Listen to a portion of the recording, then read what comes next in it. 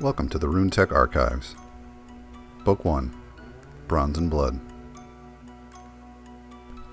Prologue. Pulse. A heartbeat.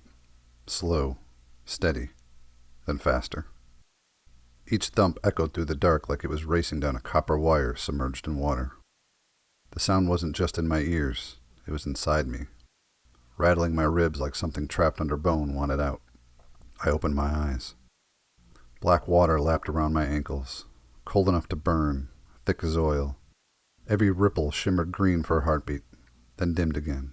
Pulse. Pause. Pulse. My breath drifted upward in thin, white ribbons that vanished before they reached whatever counted as a ceiling. The water stretched in every direction, but ahead of me, a flicker, a dim, ethereal glow.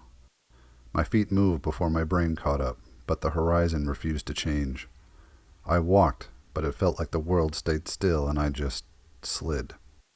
The heartbeat followed, louder now, hollow, like someone pounding on a metal door from somewhere far below my feet. A shape began to emerge from the gray haze, a workbench, half submerged, its legs lost beneath the black surface. Blue-violet light glowed from a bronze plate resting on the worktop. A figure leaned over it, a silhouette, familiar, too familiar. I moved closer, though I couldn't feel my legs anymore, like something was puppeting me forward on strings. The glow sharpened, sparks flared. Then I saw his face. Mine.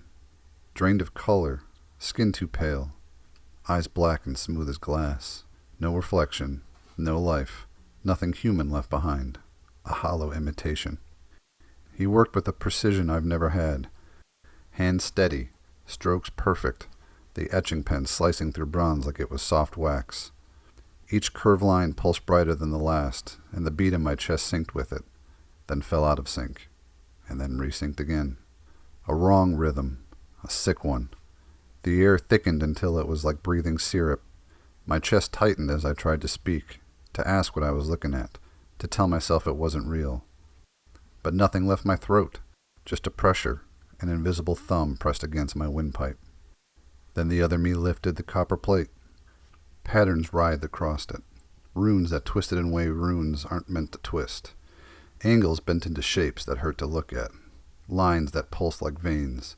A distortion of something I recognized. My sigil. But warped. Inverted.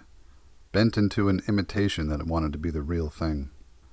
The heartbeat broke into 2. Then 3. Then more. Each one pounding out of sync until the sound became a mess of wet metal thuds. I staggered back. Something brushed against my shoulder. I turned. Figures stood in the water around me, silent, hooded shapes rising from the black like they'd always been there. Their faces melted into shadow. Their forms didn't disturb the surface. The water stayed perfectly still around their legs. I couldn't tell if they were breathing. I couldn't tell if I was. A weight pressed against my shoulder. Heavy, cold, familiar in a way that made my skin crawl. My heartbeat stumbled, then lurched back to life.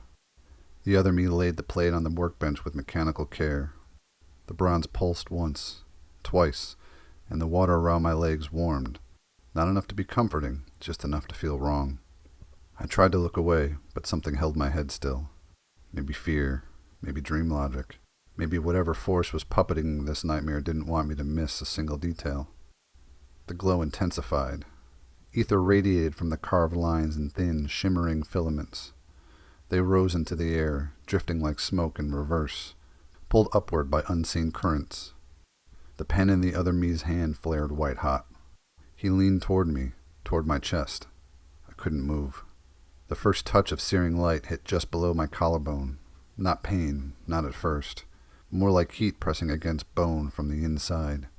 Then it sharpened, spread, dug deeper. My lungs seized, my knees buckled. The world shrank to a single burning point.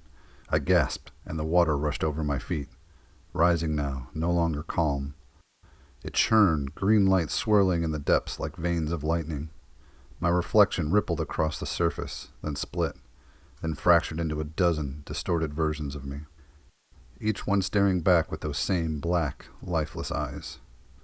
The hooded figures closed in, their shapes bending strangely with each step, like the world wasn't sure how to hold them.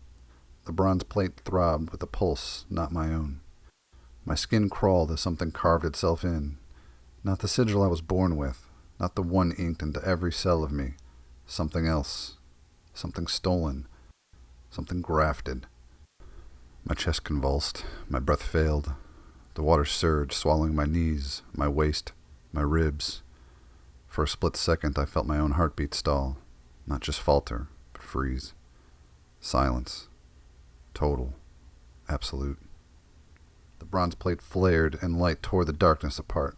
The water rose like a living thing. The hooded figures dissolved into streaks of burning green, and the other me lifted his head in a perfect mirror of my silent scream. And the world cracked open beneath me. Thanks for listening to the Runetech Archives. Bronze and Blood is the first book in an upcoming series, with a planned release date of March 2026. This podcast is a narrated preview of the story ahead of launch. If you'd like updates on the book, future chapters, or what's coming next, you can visit the website to sign up for news or go ahead and just follow along on social media. Links to everything are in the episode description below. Hope you enjoyed it, and I'll see you in the next chapter.